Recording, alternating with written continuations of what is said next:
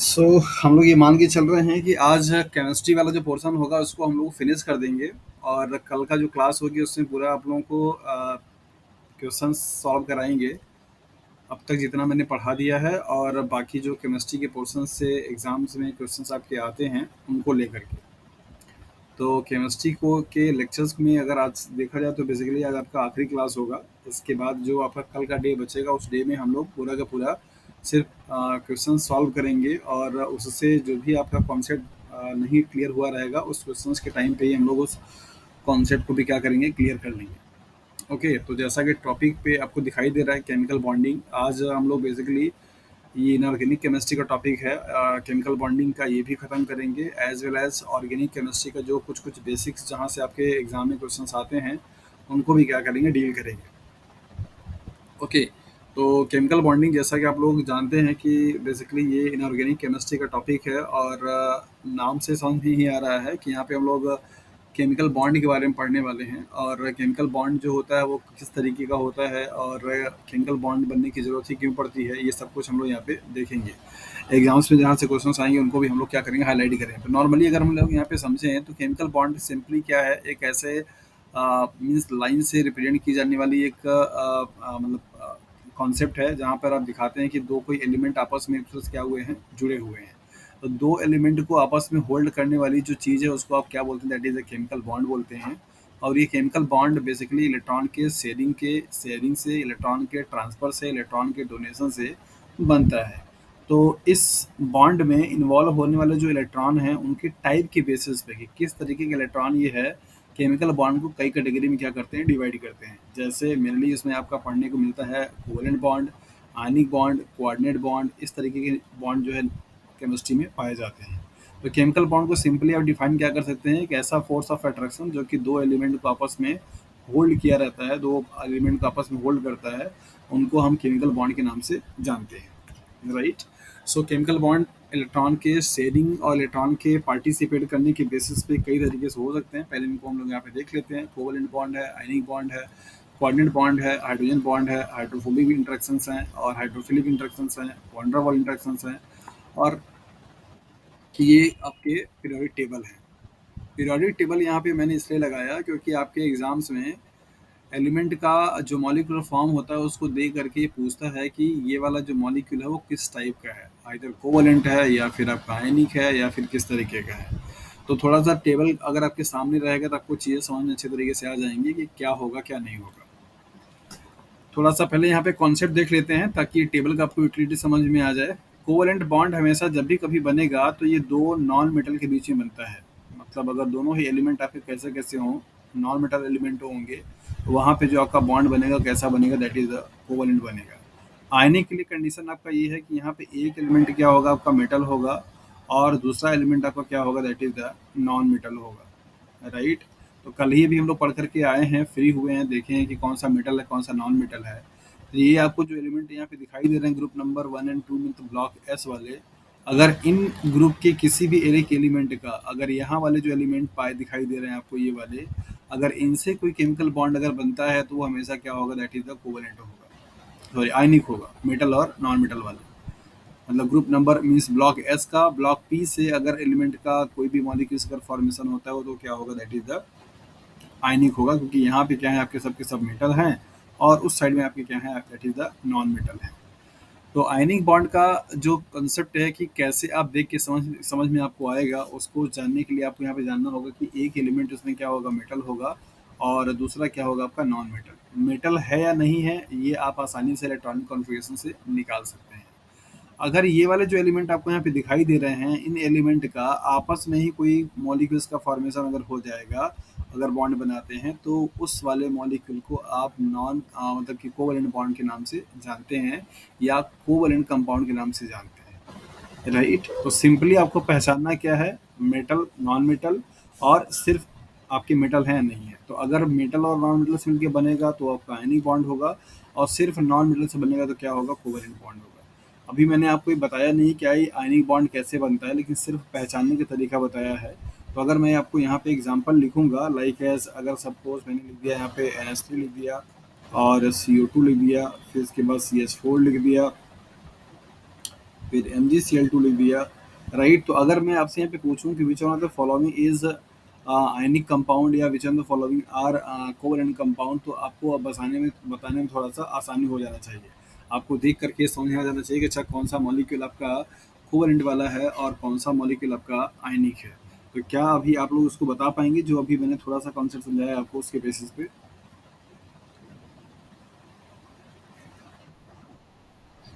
बताइए।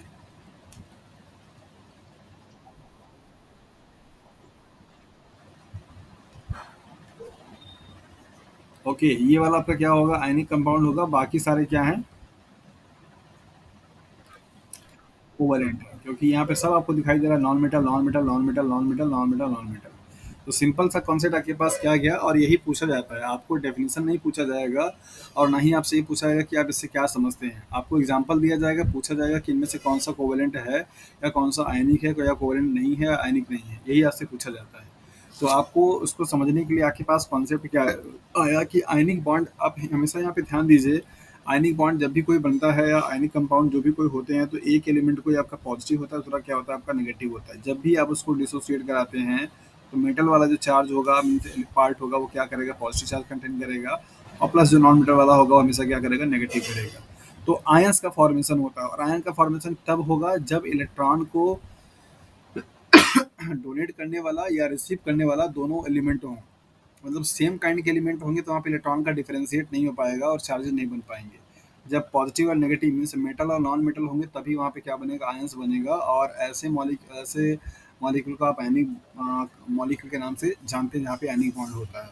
तो सिंपल सा आपके दिमाग में ये कॉन्सेप्ट आना चाहिए, मेटल और नॉन मेटल के बीच में अगर बनेगा तो ये बेसिकली क्या होगा। एक एग्जांपल मैं आपको यहाँ पे देता हूँ, जरा ये बताइए कि ये HCl क्या होगा, आयनिक होगा या कोवलेंट होगा?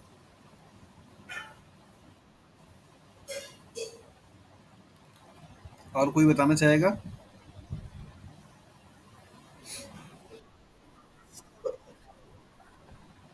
Very good. और कोई?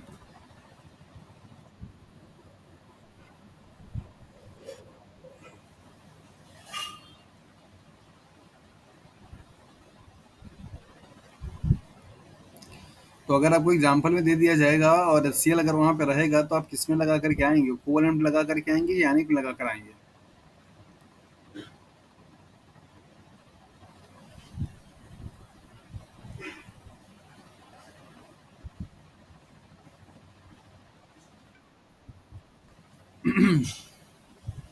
जी हाँ, HCl डिसोसिएट जरूर होता है जस्ट लाइक आयंस की तरीके से, बट ये कोई आयनिक कंपाउंड नहीं है, ये कोवलेंट कंपाउंड है। पहला रीजन तो ये भी है कि यहाँ पे कोई मेटल नहीं है। दूसरा, अगर आप इसका स्ट्रक्चर देखेंगे तो आपको पता चलेगा कि हाइड्रोजन के आउटर मोस्ट में एक इलेक्ट्रॉन होता है और क्लोरीन के आउटर मोस्ट में 7 इलेक्ट्रॉन होते हैं, राइट। तो ये एक इलेक्ट्रॉन इसको चाहिए होता है। अगर ये एक इलेक्ट्रॉन इसको मिल जाएगा तो इसका ऑक्टेट पूरा हो जाएगा, एक इलेक्ट्रॉन अगर इसको मिल जाएगा तो इसका भी ऑक्टेट क्या होगा, पूरा हो जाएगा। तो उस केस में होता क्या है कि एक इलेक्ट्रॉन ये क्या करता है, इससे लेता है, और एक इलेक्ट्रॉन ये क्या करेगा, इससे लेता है। तो यहाँ पे म्यूचुअल शेयरिंग होती है एक इलेक्ट्रॉन की between the hydrogen and chlorine. So यहाँ पे बनने वाला जो बॉन्ड होता है तो क्या होगा, that is the covalent bond, ना कि आयनिक बॉन्ड। डिसोसिएट ये इसलिए हो जाता है क्योंकि हाइड्रोजन और क्लोरीन की इलेक्ट्रोनेगेटिविटी में बहुत ज़्यादा डिफरेंसेस है। दैट इज़ वाई इलेक्ट्रॉन की पुलिंग पूरा कहाँ पे होता है, क्लोरीन की तरफ, और इस पे चार्ज क्या आता है आपका, नेगेटिव आता है। तो याद रखिएगा, ये बहुत कंफ्यूज करने वाला आंसर है, मीन्स ऑप्शंस है। HCl देने पर और पूछा जाएगा तो मोस्ट ऑफ द केसेस में फर्स्ट टाइम पे देख करके लगाने वाला हर बंदा यही बोलेगा कि ये आयनिक कंपाउंड है, क्योंकि यहाँ पे आयंस का फॉर्मेशन होता है। डेफ़िनेटली उसकी वो सोच गलत नहीं है, लेकिन अगर आप थोड़ा-सा उसको सोच के लगाएँगे तो आपको पता चलेगा कि दोनों ही एलिमेंट आपके क्या हैं, that is the non metal हैं, और यहाँ पे इलेक्ट्रॉन की शेयरिंग हो रही है, ना कि ट्रांसफ़र हो रहा है। ट्रांसफ़र अगर होगा तो हाइड्रोजन के पास कोई इलेक्ट्रॉन बचेगा ही नहीं, और विदाउट इलेक्ट्रॉन के उसकी अस्तित्व कोई रह नहीं जाएगी। तो दैट इज़ व्हाई हाइड्रोजन यहाँ पे इलेक्ट्रॉन को डोनेट नहीं कर सकता, सिर्फ शेयर कर सकता है, और जब शेयर करेगा तो बॉन्ड कौन सा बनेगा, दैट इज़ द कोवैलेंट। तो होपफुली कि ये आपको जो लॉजिकल क्वेश्चन था ये समझ में आ गया होगा। ओके, देखते हैं यहाँ पे कि कोवैलेंट बॉन्ड कैसे बनता है और क्या इसके फीचर्स होते हैं।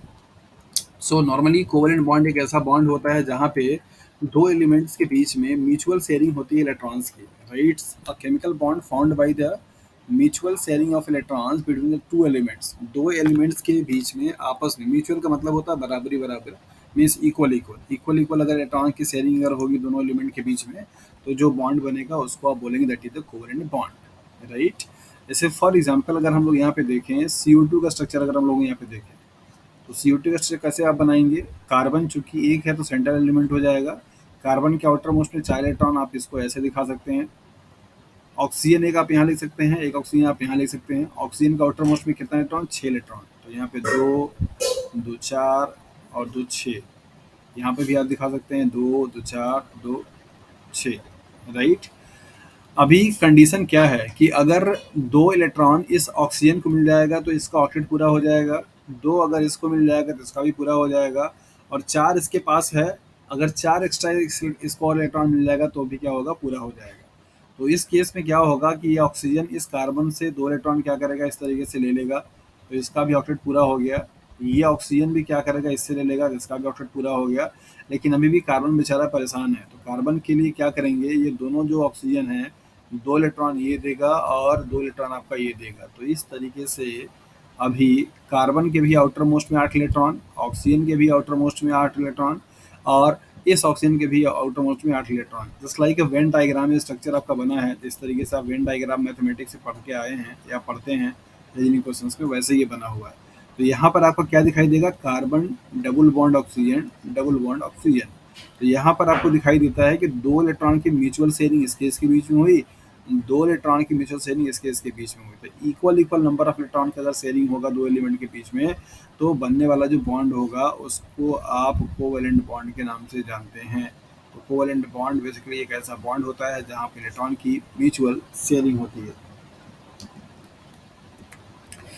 यहाँ पर दिखाया जा रहा है कि covalent bond number of electron जो कि शेयर हो रहा है 2 एलिमेंट के बीच में, ये सिंगल भी हो सकता है, डबल भी हो सकता है, ट्रिपल भी हो सकता है, राइट। तो जैसे एक एक एग्जांपल हम लोग यहाँ पे करके देख लेते हैं सिंगल डबल ट्रिपल का। जैसे फॉर एग्जांपल अगर हम CH4 लिख दें, फॉर एग्जांपल CO2 लिख दें, फॉर एग्जांपल हम N2 लिख दें, तो CH4 में आप देखेंगे कि कार्बन की वैलेंसी 4 होती है, 4 हाइड्रोजन है, ये सब के सब क्या होंगे, हाइड्रोजन सिंगल सिंगल बॉन्ड से जुड़े हुए होते हैं। CO2 का स्ट्रक्चर जस्ट अभी आपने देखा, carbon double bond oxygen, double bond oxygen. N2 का स्ट्रक्चर आपको पता है कि N triple bond nitrogen, nitrogen से क्या होता है, बॉन्ड बना हुआ होता है। तो अगर किसी 2 एलिमेंट के बीच में सिर्फ और सिर्फ एक एक इलेक्ट्रॉन की शेयरिंग हो रही होगी, एक covalent bond means 1 covalent bond is equal to 2 electron, right. अगर सिंगल यहाँ पे दिखाई दे रहा है, मीन्स सिंगल इलेक्ट्रॉन का शेयरिंग हो रहा है, एक इलेक्ट्रॉन यहाँ का, एक इलेक्ट्रॉन यहाँ का, a covalent bond formed by the single electron sharing of a single electron, then known as the single bond। अगर 2 इलेक्ट्रॉन की शेयरिंग होगा तो क्या होगा, डबल बॉन्ड, और अगर 3 इलेक्ट्रॉन की शेयरिंग होगी तो क्या होगा, ट्रिपल बॉन्ड। तो इस तरीके से नंबर ऑफ इलेक्ट्रॉन जो कि 2 एलिमेंट के बीच में शेयर किए जा रहे हैं, शेयरिंग हो रही है, उस बॉन्ड को बनाने के लिए उसके बेसिस पे इसको सिंगल डबल ट्रिपल की कैटेगरी में रखा जाता है। तो कोवेलेंट बॉन्ड 3 तरीके से हो सकता है, जैसा कि आपने एग्जाम्पल यहाँ पे देख लिया। ओके, यहाँ पर आपको दिखाया जा रहा है कि कोवेलेंट बॉन्ड जो होता है वो फॉर्म्ड होता है आपका नॉन मेटल एलिमेंट से, और इसके बाद कौन कौन से वो ग्रुप होंगे जिनके ग्रुप के एलिमेंट के बीच में बन सकता है। तो group number 13 to group number 17, मतलब कि एल्युमिनियम से लेकर के मतलब कि कार्बन कार्बन कार्बन के पहले से लेकर के बाकी जितने भी एलिमेंट आपको यहाँ पे दिखाई दे रहे होंगे, मतलब बोरान, फिर कार्बन, फिर नाइट्रोजन, फिर ऑक्सीजन, फिर फ्लोरीन, ये पांचों जो फैमिली हैं, इन सारे फैमिली के मेंबर्स का अगर आपस में कोई बॉन्ड अगर बनेगा, कोई केमिकल कंपाउंड अगर बनेगा, तो वो आपका क्या होगा, that is the covalent compound होगा। यहाँ पे एग्जांपल पे आपको दिया गया है कि नाइट्रोजन है, वाटर है, कार्बन डाइऑक्साइड है, मीथेन है, अमोनिया है, कार्बन मोनोऑक्साइड है, ये सब के सब एग्जांपल किसके हैं, that is the covalent bond के।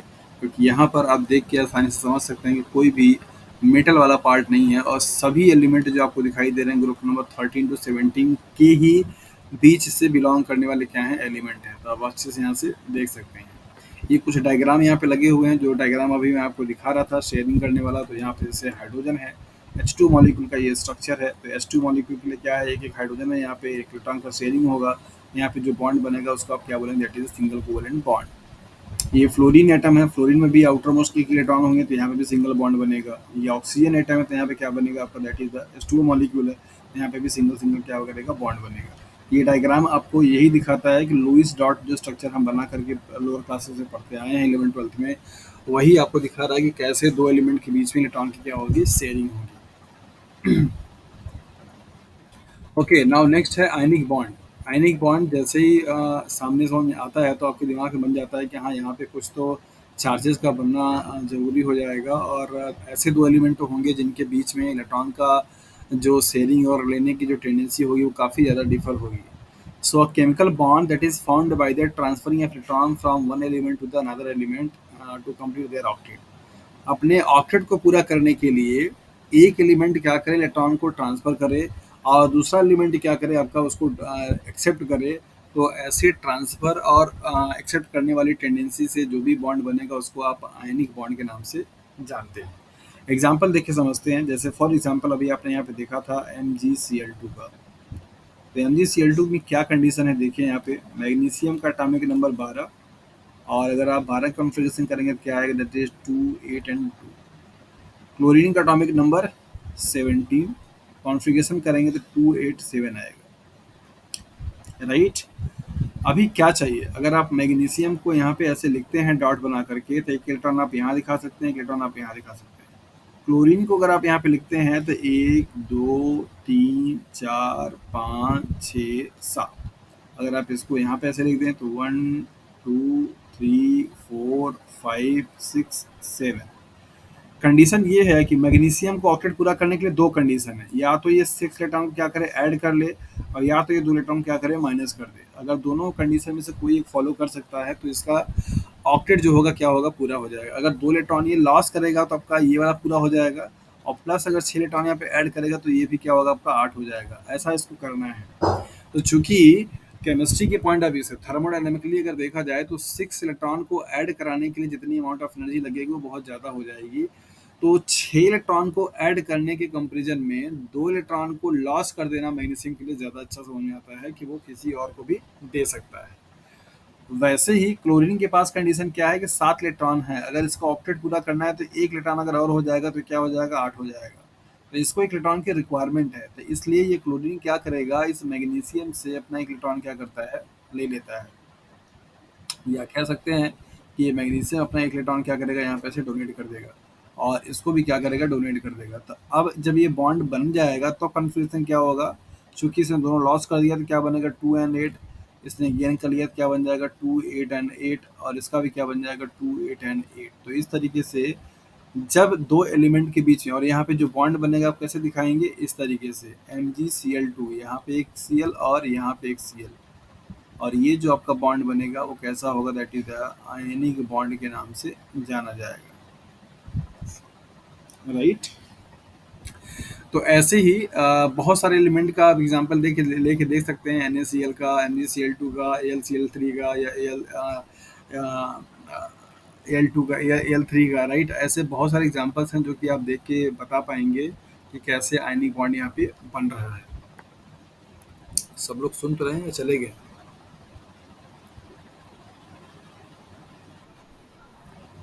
अच्छा अच्छा, ओके,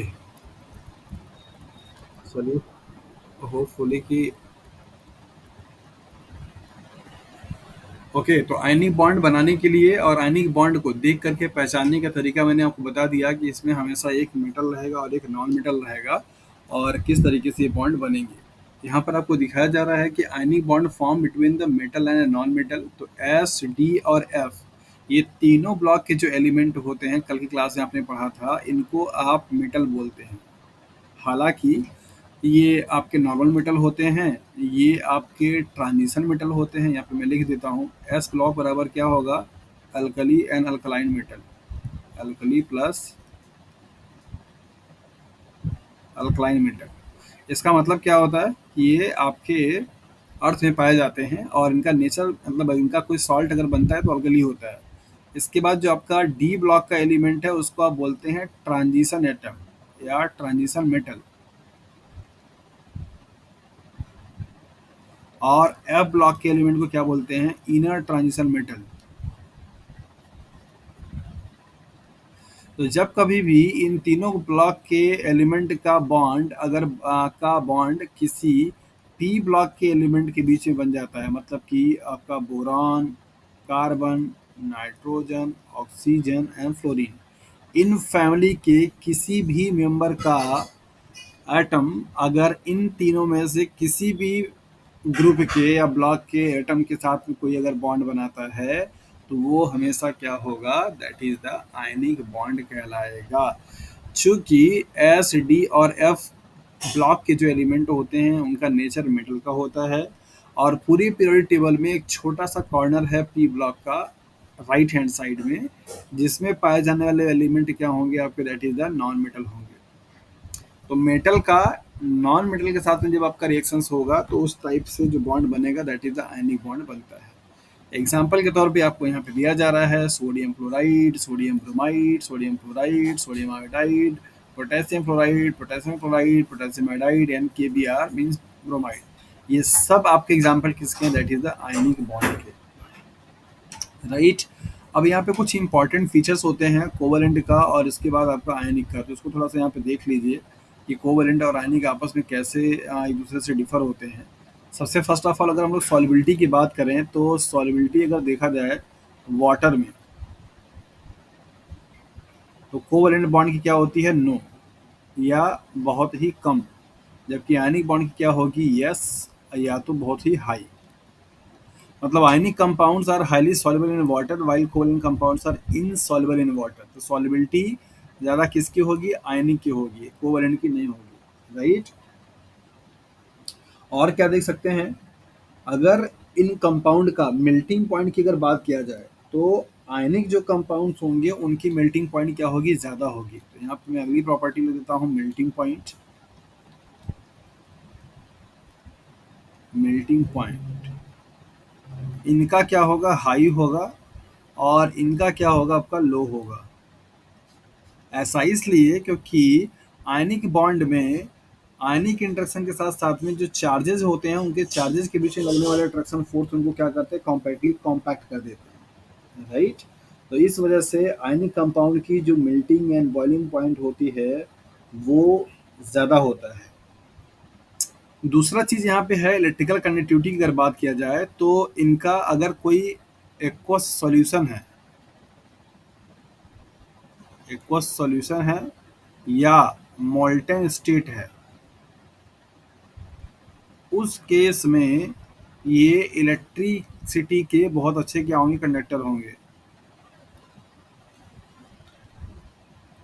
जबकि ये इनका चाहे सॉल्यूशन बना दिए चाहे सॉलिड स्टेट में रहे, किसी भी फॉर्म में कोवलेंट कंपाउंड के सॉल्यूशन से इलेक्ट्रिसिटी पास आउट नहीं होगी। मतलब सिंपल लैंग्वेज में अगर हम लोग समझें तो यहाँ पे आप बोल सकते हैं कि covalent compounds generally do not conduct electricity while ionic compounds conduct electricity in their aqueous और molten state. Keep in mind, अगर आयनिक कंपाउंड पूरी तरीके से क्रिस्टलाइज फॉर्म में है, कोई भी वहाँ पे वाटर का कंटेंट नहीं है, तो डेफिनेटली वो कोई इलेक्ट्रिसिटी कंडक्ट नहीं करेगा। लेकिन जैसे ही अगर थोड़ी सी उसमें नमी लग जाए, मोल्टेन मतलब हल्का सा थोड़ा सा नमी लगा हुआ हो, जैसे बारिश के दिनों में नमक का डब्बा अगर रखा हुआ हो तो अगर आप उसको देखिए तो पूरा पसीज जाता है, वो आपका क्या है, नमी अटेंड कर लिया। वहाँ पे अगर आप करंट टच कराएंगे तो बहुत तगड़ा करंट मारेगा, ही जान लीजिए। तो कोवलेंट कंपाउंड आपका सॉल्युबल भी नहीं होगा, उसकी जो सॉल्युबिलिटी है वो आपकी मतलब ना के बराबर होती है। मेल्टिंग और बॉइलिंग पॉइंट अगर देखा जाए तो कोवलेंट कंपाउंड की कम होती है जबकि आयनिक कंपाउंड की ज़्यादा होती है।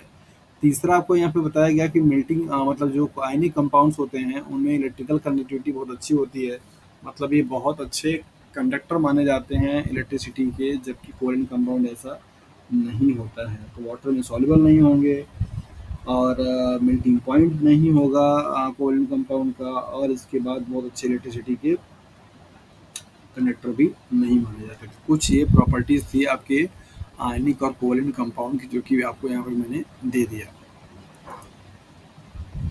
आयनिक कंपाउंड बनेगा कैसे, यहाँ पर आपको एग्जांपल करके दिखाया जा रहा है, जो कि पहले आपको मैंने समझा दिया कि जो मेटल वाला पार्ट होगा इलेक्ट्रॉन क्या करेगा, डोनेट करेगा। जैसे यहाँ पे सोडियम है तो सोडियम का एटॉमिक नंबर कितना होता है, 11, तो यहाँ पे क्या आ जाएगा 2, 8 and 1, और एक क्लोरीन है तो इसका एटॉमिक नंबर होता है 17, मतलब 2, 8 and 7। तो ये अपना एक इलेक्ट्रॉन क्या करेगा, इसको दे देगा ताकि इसका 8 हो जाए, और इसका अपना ये निकल जाए तो फिर से क्या बनेगा, 8 बन जाएगा। तो अगर आप देखेंगे तो NaCl में जो सोडियम है वो जस्ट लाइक कैसा है, that is the neon, atomic number 10। और क्लोरीन कैसा है, just like organ, atomic number 18। तो इस चीज़ को थोड़ा सा ध्यान दीजिएगा। कोऑर्डिनेट बॉन्ड ये एक कोवेलेंट बॉन्ड का टाइप होता है, मॉडिफाइड होता है, जहाँ पे दोनों ही पेयर किए जाने वाले इलेक्ट्रॉन जो कि बॉन्ड में पार्टिसिपेट करते हैं, उनको वन साइड से क्या किया जाता है, डोनेट किया जाता है, मतलब ट्रांसफर कर दिया जाता है। को coordinate bond is a type of alternate covalent bond that is formed by sharing of a electron pair from a single atom। किसी एक एटम से उस एटम्स के बीच में लगने वाला जो बॉन्ड होगा या बॉन्ड बनने वाला होगा, उसमें जित दो इलेक्ट्रॉन अगर जो ट्रांसफर हो मतलब शेयर किया जाता है, तो दोनों का दोनों इलेक्ट्रॉन कौन देगा आपका, दैट इज द जो एलिमेंट आपका डोनेट करने वाला होगा। राइट, जैसे अगर हम लोग एग्जांपल के तौर पे यहाँ पे देखें तो NH3 और BF3। तो इस केस में क्या होता है कि नाइट्रोजन के पास आपका लोन पेयर ऑफ इलेक्ट्रॉन होता है, ये पूरा का पूरा क्या करेगा, इसे डोनेट कर देता है। तो आप यहाँ पे दिखाते हैं F3B और ऐसे एरो लगा हुआ, इसको आप दिखाते हैं NH3। यही है आपका कोऑर्डिनेट बॉन्ड। जब कभी भी एक एलिमेंट से दोनों ही इलेक्ट्रॉन क्या हो आपका ट्रांसफर हो जाए किसी दूसरे वाले एलिमेंट पे, तो ऐसे बॉन्ड को कोऑर्डिनेट बॉन्ड के नाम से जाना जाता है। इस चीज़ को अच्छे से ध्यान दीजिएगा।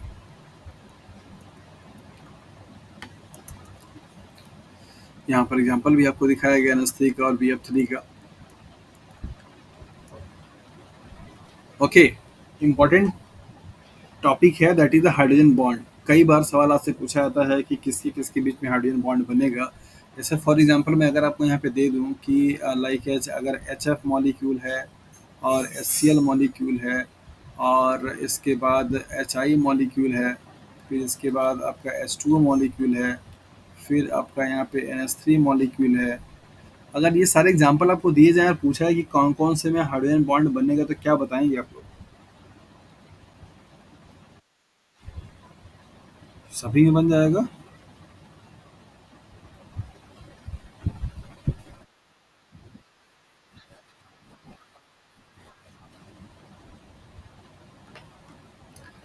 चलिए, सबसे पहली चीज़ तो यहाँ पे आप ध्यान दीजिएगा कि हाइड्रोजन बॉन्ड पूरे पीरियोडिक टेबल में सिर्फ़ 3 एलिमेंट हैं, FON, फ़ोन।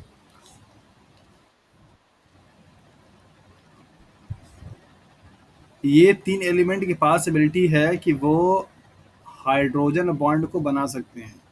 पहले बनता कैसे है इसको ध्यान दीजिए। मान लीजिए यहाँ पे HF का मॉलिक्यूल है और एक कोवेलेंटली क्या है, ऐसे जुड़ा हुआ है। ये भी एक HF का मॉलिक्यूल है, ये भी एक HF का मॉलिक्यूल है। तो चूंकि ये दोनों जो बॉन्ड आपका कोवेलेंट बने हुए हैं, इस फ्लोरीन पे चार्ज क्या आएगा, पार्शियल नेगेटिव। ऐसा इसलिए क्योंकि यहाँ पे जो इलेक्ट्रॉन क्लाउड था, इलेक्ट्रॉन क्लाउड का मैक्सिमम पोलराइज कहाँ पे हो गया है, हाईली या हाईएस्ट इलेक्ट्रोनेगेटिव एलिमेंट की तरफ। कल की क्लास में आपको बताया था कि इलेक्ट्रोनेगेटिविटी क्या होती है, कैसे इसका होता है। तो आप इसको अच्छी तरीके से ध्यान दीजिएगा कि पूरे पीरियोडिक टेबल में 17th ग्रुप का जो आपका पहला मेंबर होगा, दैट इज द फ्लोरीन, उसकी इलेक्ट्रोनेगेटिविटी जो पावर है सबसे क्या है, ज़्यादा है। तो दैट इज़ वाई यहाँ पे चार्ज क्या आएगा आपका माइनस, यहाँ पे चार्ज क्या आएगा पॉजिटिव। सिमिलरली यहाँ पे भी चार्ज क्या आएगा आपका पॉजिटिव, यहाँ पे चार्ज क्या आएगा नेगेटिव, यहाँ पे भी चार्ज पॉजिटिव, चार्ज नेगेटिव। तो दो मॉलिक्यूल के अलग अलग एलिमेंट मतलब हाइड्रोजन और फ्लोरीन जो कि पॉजिटिवली और नेगेटिवली चार्ज हैं, इनके बीच में लगने वाले फोर्स ऑफ अट्रैक्शन को आप बेसिकली हाइड्रोजन बॉन्ड के नाम से जानते हैं। तो हाइड्रोजन एलिमेंट सिर्फ तभी बनेगा जब ये हाइड्रोजन इन तीनों एलिमेंट में से FO और N, इन तीनों एलिमेंट में से किसी एक एलिमेंट के साथ में क्या किया रहेगा, कोवेलेंट बॉन्ड बनाया रहेगा और दूसरा वाला एलिमेंट आकर के इसको अप्रोच करेगा, तब जाकर के हाइड्रोजन बॉन्ड यहाँ पे बनता है। तो हाइड्रोजन बॉन्ड का मतलब क्या, फोन, FON मतलब फ्लोरीन, ऑक्सीजन, नाइट्रोजन। ये तीनों एलिमेंट की इलेक्ट्रोनेगेटिविटी उतने ज़्यादा होती है कि ये हाइड्रोजन को पोलराइज कर सकते हैं, हाइड्रोजन से बॉन्ड बना सकते हैं और हाइड्रोजन को इनकॉर्पोरेट कर सकते हैं हाइड्रोजन बॉन्ड बनाने के लिए।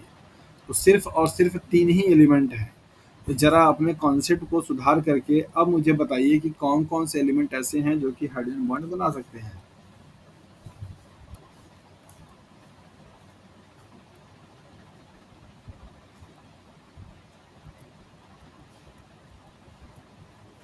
बताइए।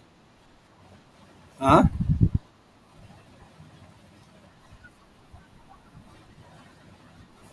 जी हाँ, जो वहाँ पे लिखा है वही एलिमेंट बनाएँगे तो उस हिसाब से आपका ये वाला बना पाएगा, आपका ये बना पाएगा और आपका ये बना पाएगा।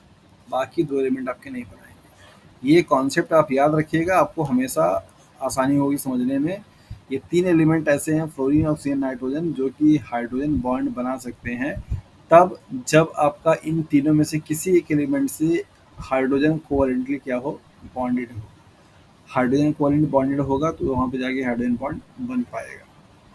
तो हाइड्रोजन बॉन्ड कोई एक रियल बॉन्ड नहीं है, ये सिर्फ और सिर्फ एक प्राइमरी सोर्स ऑफ अट्रैक्शन होता है। देखिए यहाँ पे hydrogen bond is the primarily electrostatic force of attraction between a hydrogen atom which is covalently bound to the more electronegative donor atom. ठीक है, तो ये एक फोर्स ऑफ अट्रैक्शन है जहाँ पर जो आपका मॉलिक्यूल है वो हाइड्रोजन उसमें उसमें हाइड्रोजन आपका कोवैलेंटली क्या है, बॉन्डेड है, और तभी जाकर के हाइड्रोजन बॉन्ड ये बन पा रहा है।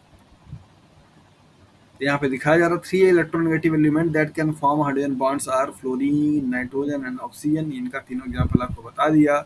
यही तीनों एलिमेंट ऐसे हैं जो कि हाइड्रोजन बॉन्ड को बना सकते हैं।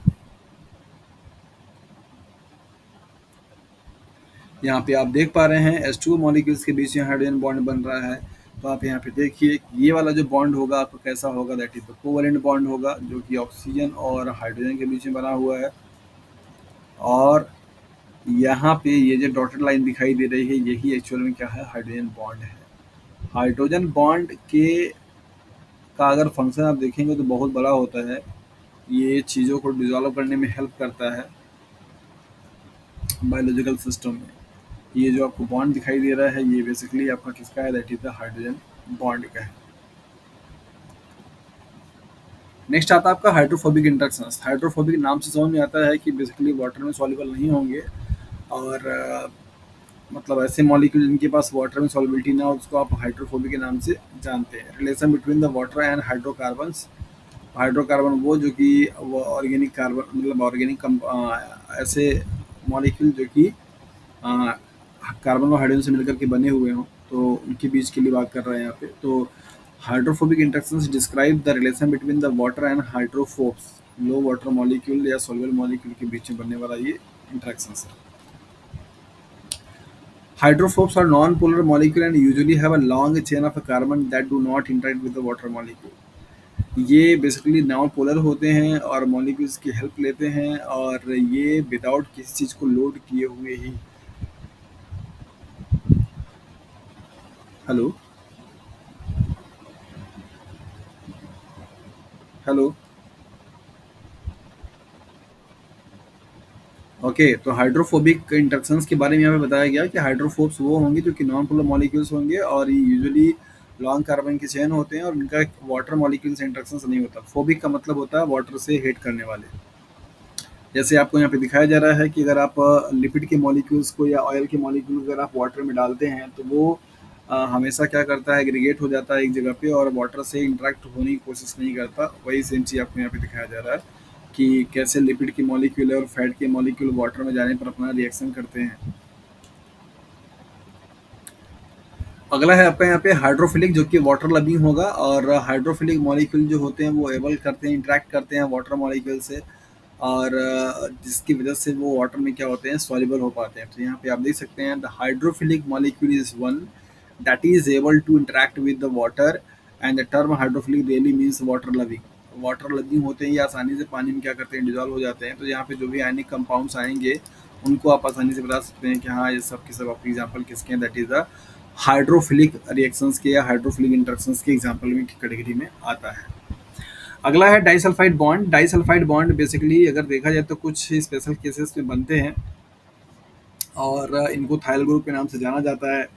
एस एस बॉन्ड, और ये आपके कहाँ पे बनते हुए दिखाई देंगे आपको, लाइक जो कोई बायोलॉजिकल सिस्टम की अगर आप बात करेंगे तो कोई प्रोटीन है, उनका ऑक्सीडेशन हो जाएगा तो बन जाएगा। जैसे देखिए यहाँ पे ये आरएसएस ये थायल ग्रुप लेकर यहाँ पे आया था, और ये थायल ग्रुप आपका यहाँ पे लेकर आया था। तो यहाँ पे आपने देखा कि बेसिकली ये एस एच आपका ये यहाँ से निकल गया, और सल्फर के बीच में ये जो बॉन्ड बना उसको आप डाई सल्फाइड बॉन्ड के नाम से जानते हैं।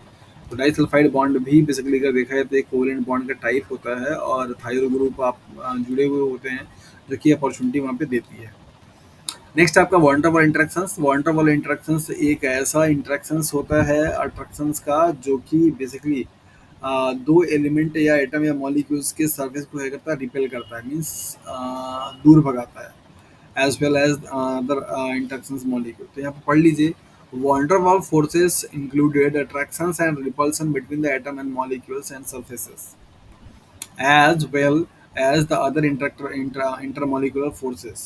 इस तरीके से बाकी सब लोग करते हैं। तो मतलब इनका यही है कि van der Waals interactions किसी भी मटेरियल में, सपोज अगर लिक्विड रखा है, वाटर रखा है, सॉल्ट रखा है, किसी भी मटेरियल में सबसे ज़्यादा समय तक या किसी भी अ, मतलब कंडीशंस में सबसे ज़्यादा टाइम, सबसे ज़्यादा जो लगने वाला इंट्रैक्शंस होगा या जो फोर्स होगा वो आपका वंडर वॉल इंट्रैक्शन या वंडर वॉल फोर्सेस होता है, विदाउट इस बात को सोचे हुए कि वो मॉलिक्यूल आपका कोवेलेंट है या आपका आयनिक है।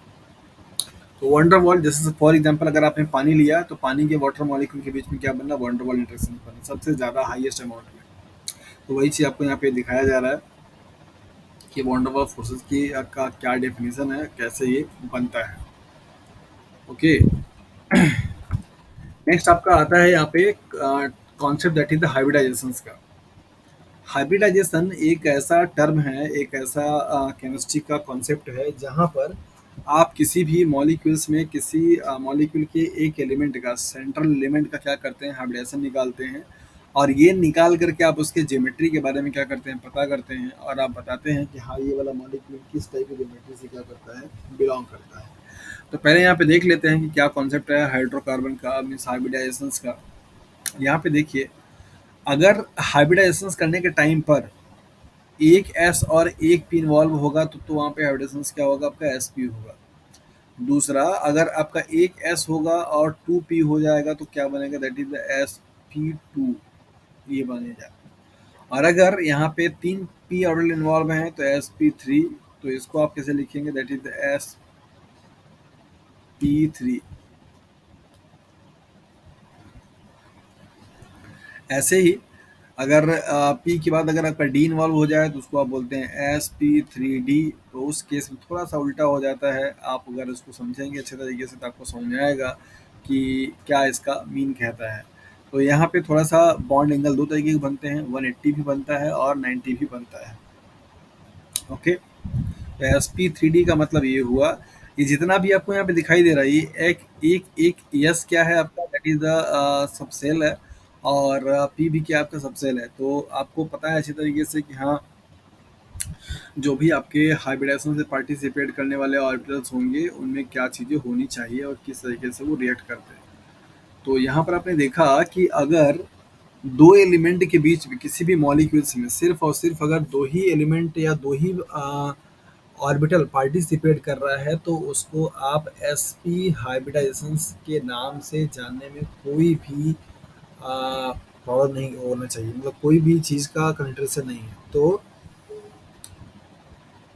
नॉर्मली एसपी हाइब्रिडाइजेशन एक ऐसा हाइब्रिडाइजेशन है जिसमें एक एस ऑर्बिटल और दूसरा पी ऑर्बिटल आपस में क्या होते हैं, कंबाइंड होते हैं, और ऐसा करके वो जो ज्योमेट्री, मतलब जो एग्जांपल शो करते हैं, that is the s p hybridisation का। तो यहाँ पे आप पहले देखिए कि ये हाइब्रिडाइजेशन कैसे होता है और किस तरीके से बनता है। जैसे मान लीजिए, वैसे तो जल्दी ख़त्म कर लेते हैं हम लोग, बट एक एग्जांपल आप यहाँ पे देख लीजिए कैसे किस तरीके से बनता है। जैसे फॉर एग्जांपल यहाँ पे CO2 मॉलिक्यूल है, और कार्बन इसमें क्या सेंट्रल एलिमेंट है, और ऑक्सीजन क्या है आपका वो एलिमेंट है साइड वाला।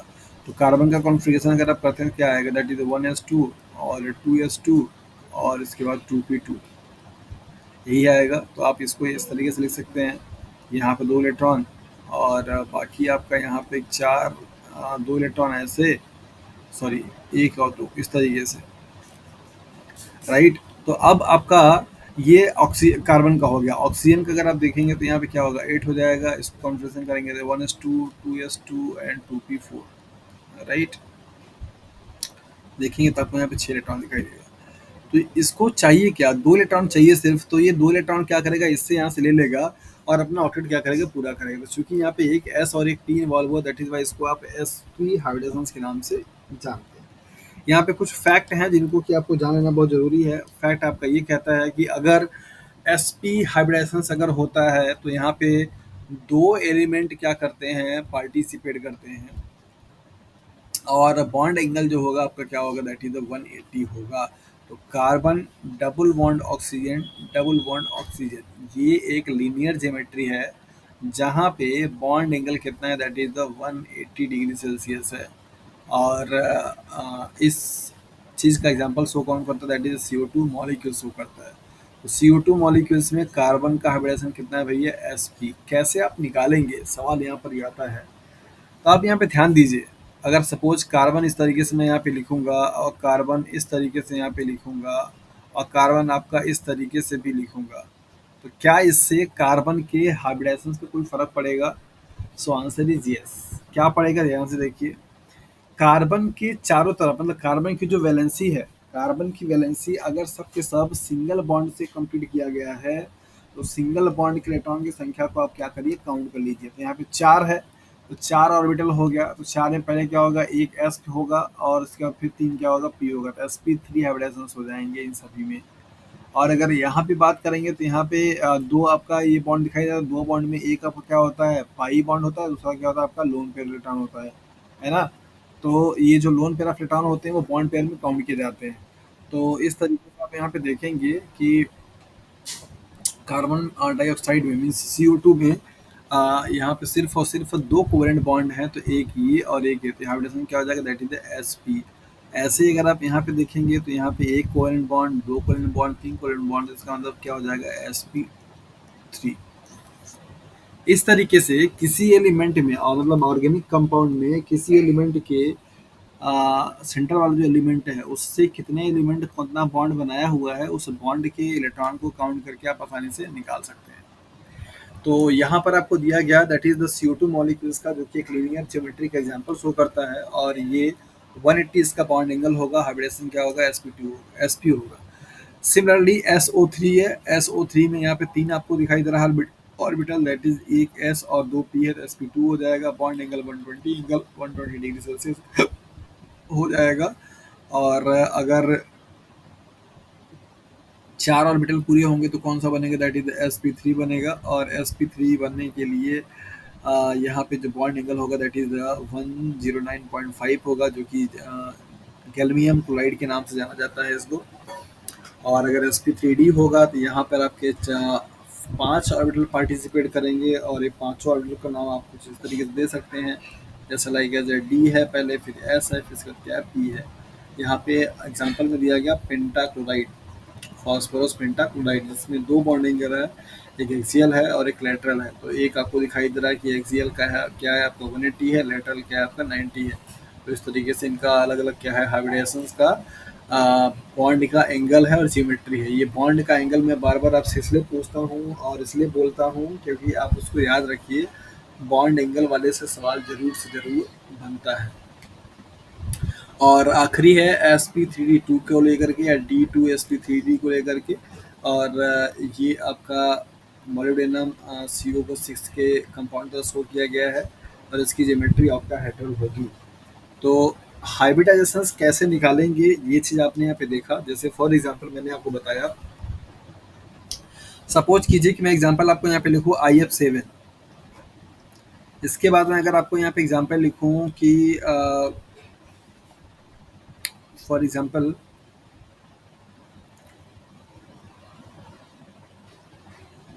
CH4 C2S6 C2H2।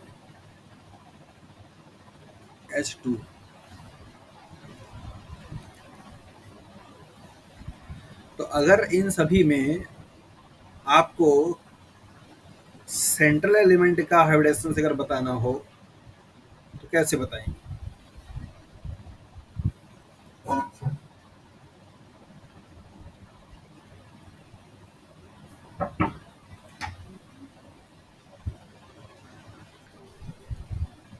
ठीक है, बताइए।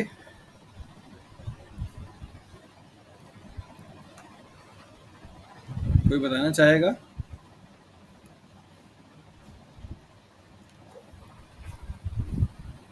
चलिए देखते हैं यहाँ पे। हाँ, यहाँ पे देखते हैं। मैंने आपको बताया था कि किसी भी एलिमेंट के सराउंडिंग में जितने भी आपके सिंगल बॉन्डेड एलिमेंट हो, मतलब कि जो सिग्मा बॉन्ड हो, आप उस सिग्मा बॉन्ड को क्या कीजिए, काउंट कर लीजिए, राइट। तो सिग्मा बॉन्ड को अगर आप काउंट करेंगे तो यहाँ पे कितना दिखाई दे रहा है आपको, 7 दिखाई दे रहा है।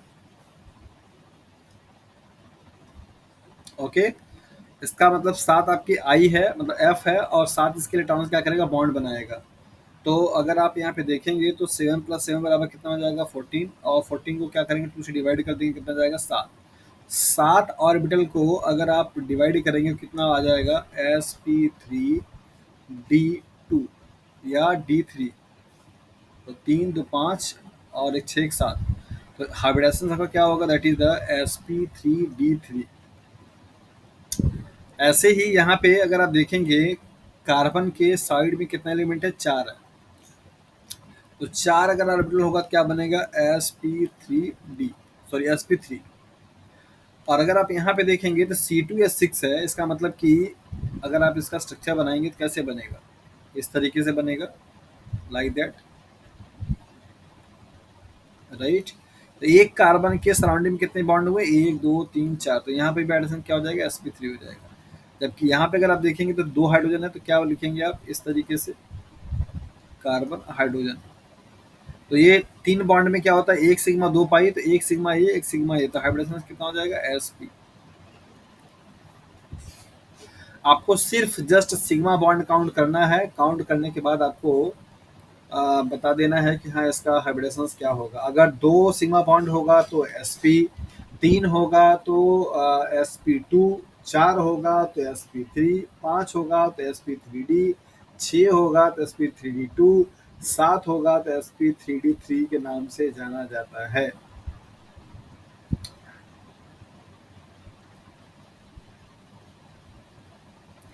ठीक है,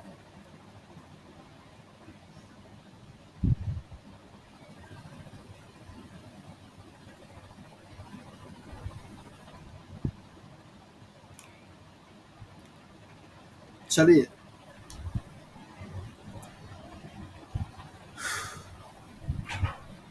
यहाँ पे कुछ आपको मॉलिक्यूल का स्ट्रक्चर दिया गया है, उनके बॉन्ड का टाइप दिया गया है। यहाँ पे मॉलिक्यूल है पहला, वाटर। वाटर मॉलिक्यूल कैसा, आपका पोलर है।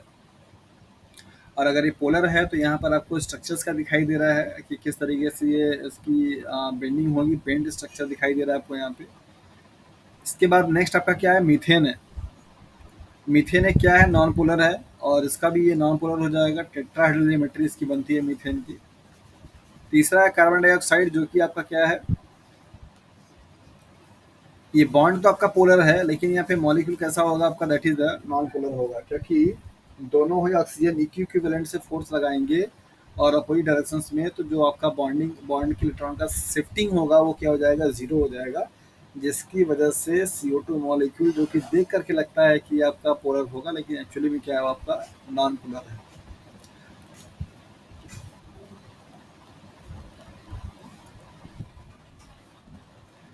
ओके, कुछ कुछ चीज़ें हैं यहाँ पे, importance of chemistry in everyday life, फटाफट इसको देख लीजिए, जो भी पॉइंट है आपके यहाँ पे।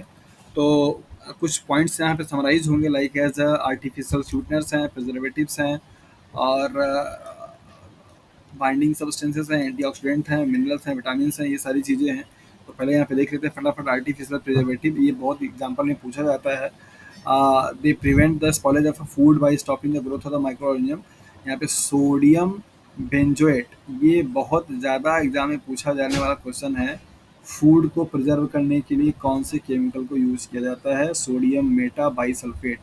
ये 2 कंपाउंड हैं आपके, सोडियम बेंजोएट, सोडियम मेटा बाईसल्फेट, ये दोनों एग्जाम्पल फूड को प्रिजर्व करने के लिए क्या किए जाते हैं, यूज किए जाते हैं। आर्टिफिशियल स्वीटनेस क्या होती है, they do not impart any calories to the body since these substance are excreted through the urine. ये ऐसे मटेरियल होंगे जो कि आपकी बॉडी में ग्लूकोज का लेवल तो नहीं बढ़ाएंगे, लेकिन आपको टेस्ट में मीठा फील जरूर करा देंगे। एस्पार्टेम ये आपका 2 अमीनो एसिड से मिलकर के बनने वाला एक कंपाउंड है। It is used in cold drink and ice cream. जो कोल्ड ड्रिंक और आइसक्रीम में आपको इतना मीठा आता है खा करके, वो कोई शुगर नहीं होता। ये एस्पार्टेम होता है, आर्टिफिशियल स्वीटनर होता है। मीठा ज़रूर आएगा लेकिन उसको खाने से कोई भी आपके ग्लूकोज़ का लेवल नहीं बढ़ेगा। Alitame 2000 times sweeter than sucrose. जो चीनी हम लोग खाते हैं सुक्रोज, वो सबसे ज़्यादा मीठा लगता है हमको, लेकिन उससे 20,000 गुना ज़्यादा मीठा होने वाला कंपाउंड है, दैट इज एलिटेम। और ये एलिटेम जो होगा वो आपका एक आर्टिफिशियल कंपाउंड है। तो इनका नाम याद रखिएगा, सोडियम बेंजोएट और सोडियम मेटाबाइसल्फेट, ये दो एग्जांपल हो गए। एस्पार्टेट और एलिटेन ये दोनों आपके एग्जांपल आर्टिफिशियल स्वीटनर के हैं। इसके बाद नेक्स्ट है एंटीऑक्सीडेंट। ये एंटीऑक्सीडेंट का काम क्या होगा? एंटीऑक्सीडेंट बेसिकली क्या करते हैं कि फूड को स्पॉइल होने से बचाने क्या करते हैं, काम करते हैं। अब यहाँ पर आपको बताया जा रहा है कि ब्यूटाइलेटेड हाइड्रोक्सिल टॉलरेंस मतलब BHT और BHA, ब्यूटाइलेटेड हाइड्रोक्सिल एनिसॉल, ये दोनों आपके फुल फॉर्म हैं और दोनों ही एज अ एंटीऑक्सीडेंट के रूप में क्या करते हैं, यूज करते हैं। इनको अच्छे तरीके से याद कर लीजिएगा। और इनका नाम भी जो शॉर्ट में दे रखा है BHA या BHT, थोड़ा सा डिफरेंस है तो दोनों के नाम में, और थोड़ा सा इनके फुल फॉर्म में भी क्या है डिफरेंसेस है, इनको अच्छे तरीके से समझ लीजिएगा।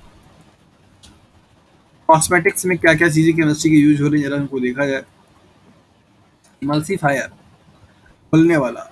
दे increase the solubility of emulsions, for example potassium acetyl sulphate, potassium acetyl sulphate. तो ये इमल्सन है, मतलब कि घोल बनाने में क्या करता है, काम करता है। जहाँ से जहाँ कभी भी बात लिपिड की आती है वहाँ भी एमल्सिफिकेशन का बात आता है। और इसके बाद नेक्स्ट है preservative, they added to the cosmetics to increase their shelf life, मतलब सेल्फ लाइफ को इंक्रीज करने के लिए इनको यूज किया जाता है। For example benzoyl alcohol and salicylic acid, ये एक ऐसे केमिकल हैं जो कि कॉस्मेटिक्स के लाइफ ड्यूरेशन को, मतलब लाइफ को और अच्छा एक्सटेंड करने के लिए क्या कहते हैं, यूज किए जाते हैं। Benzoyl alcohol and salicylic acid. Thickener है, यहाँ पे ये भी दिया जा रहा है कि इनका कंसिस्टेंसी बहुत ज़्यादा यूज होता है। इसमें स्टाइल अल्कोहल और स्टेरिक एसिड दोनों भी यूज कर सकते हैं कोई चीज़ को थिकर करने के लिए, राइट। अब ये एग्जांपल ही आपके एग्जाम में आएंगे, इनको अच्छे तरीके से याद रखिएगा। इमोलेजेंट ऐसे they soften the skin by preventing water loss. ठंडी के दिनों में हमारी बॉडी से मॉइस्चर बहुत तेज़ लॉस होता है, और उसके बदले में हम लोग क्या करते हैं, बहुत सारा क्रीम यूज करते हैं जो कि आपके बॉडी के वाटर लेवल को मेंटेन बना करके रखने का क्या करता है, काम करता है। तो ऐसा करने के लिए ग्लिसरीन एंड जिंक ऑक्साइड, ये दो ऐसे केमिकल हैं जिन केमिकल से वाटर की जो लॉस हुई रहती है उसको आप रिकवरी कर सकते हैं अच्छे तरीके से।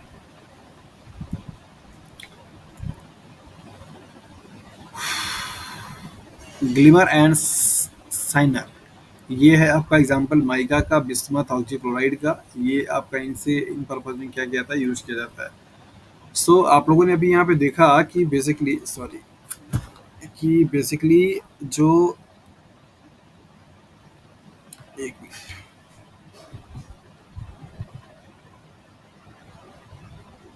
केमिकल बॉन्डिंग का जो पोर्शन था वो धीरे से आपका आसानी से खत्म हुआ। अब कुछ कुछ हम लोग इंपॉर्टेंट यहाँ पे कार मतलब ऑर्गेनिक केमिस्ट्री की जो चीज़ें हैं उनको ध्यान रख लेते हैं जिनसे आपके सवाल एग्जाम में पूछे जाते हैं।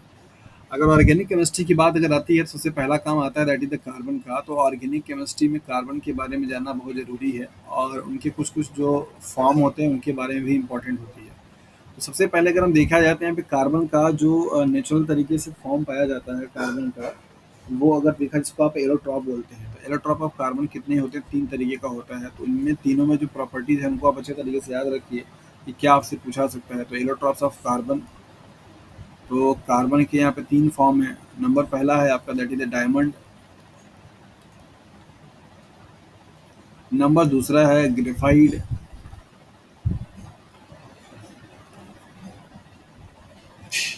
और नंबर तीसरा है बकमिनिस्टर फुलवीन,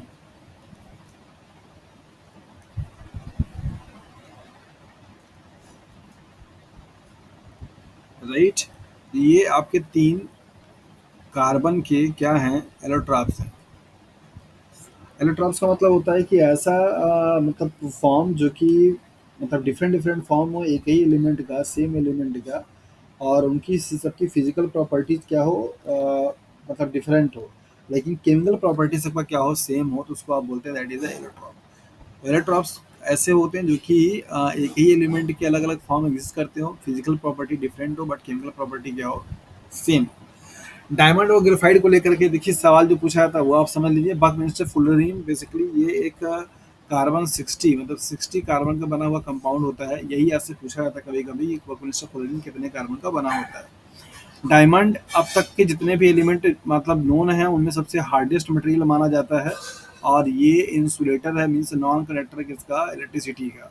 जबकि ग्रेफाइट आपका क्या है, एक कंडक्टर होता है बहुत अच्छा, और इसको एज इलेक्ट्रिसिटी कंडक्टर के रूप में यूज किया जाता है।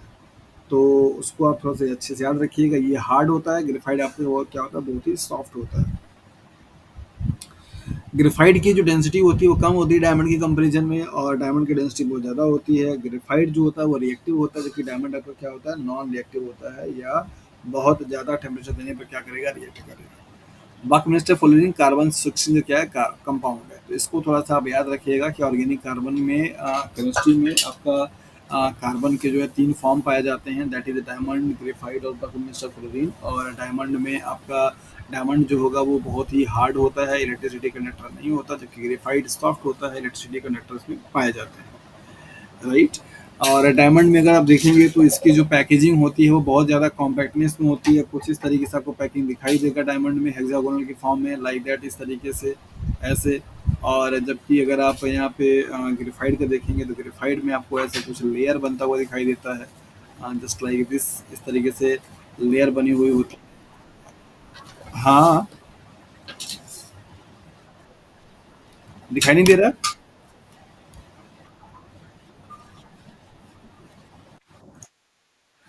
अरे, ऐसा है क्या? अच्छा, अच्छा, लग रहा है ना आपके बीच में इंटरनेट डिस्कनेक्ट हुआ है, और जिसकी वजह से यहाँ पता नहीं चला, और लोग चले भी गए और ये स्लाइड शो होना बंद हो गया।